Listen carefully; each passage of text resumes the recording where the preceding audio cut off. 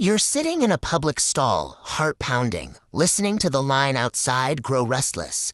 You have just finished your business, but after the first 3 wipes, the toilet paper looks exactly the same.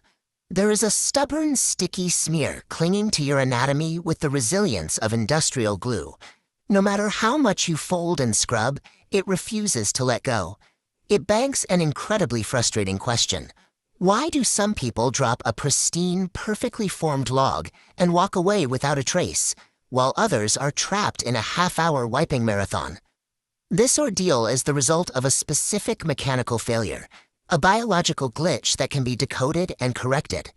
The entirety of this problem comes down to a single physical property: consistency. Doctors measure this using the Bristol stool scale, classifying waste into 7 categories. In the middle is type 4, a smooth, solid shape for a clean exit. But drop to types 5, 6, or 7, and it degrades into a mushy state that naturally smears. The primary reason your body produces this structural mess is your diet, specifically a lack of fiber. Digesting heavy amounts of meat, cheese, and processed carbohydrates without any plant matter deprives your stool of the bulk it needs to hold a shape. It comes out as an unformed, loose paste. Throwing high-fat meals into the mix compounds the error. That excess grease creates a lubricating layer that actively coats your skin instead of dragging away cleanly. Sticky stool represents a material failure. Without dietary fiber acting as an internal binder, your waste defaults to an adhesive paste. Aside from what you eat, your hydration level acts as a secondary trigger for sticky stool. When you are dehydrated, your body goes into conservation mode. To save liquid, your colon forcefully extracts water from your waste.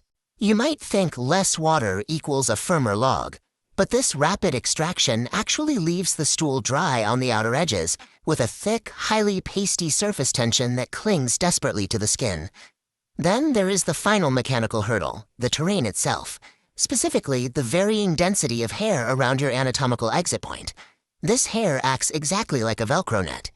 As soft, unformed stool passes through, the dense fibrous protrusions catch and tear the material, trapping it in place.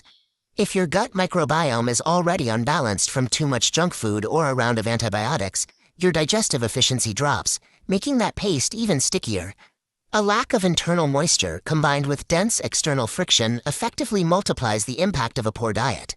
The ghost wipe represents the peak of digestive efficiency, a solid, clean pass that leaves no trace on the first piece of paper. For most of the population, this utopian bathroom experience is incredibly rare, overshadowed by a daily reality of messy, high-friction damage control. Certain staples of the modern diet practically guarantee a bad time.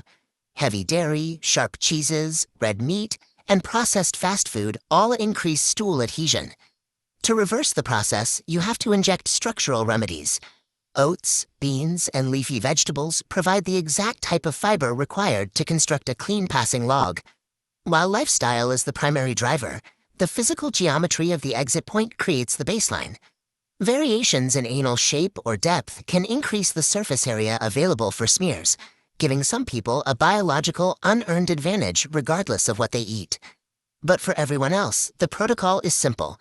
Increase your fiber intake, drink plenty of water, and trim back the local friction. Or, if you refuse to change your lifestyle, you can accept your biological defeat and invest in high-quality wet wipes. This daily struggle serves as a localized alarm system, providing a visceral report on the dietary choices you made 24 hours ago. Speaking of visceral biology, next week we are diving into why male anatomy produces such a spectacularly foul odor during the summer months. Subscribe and hit the bell so you don't miss it.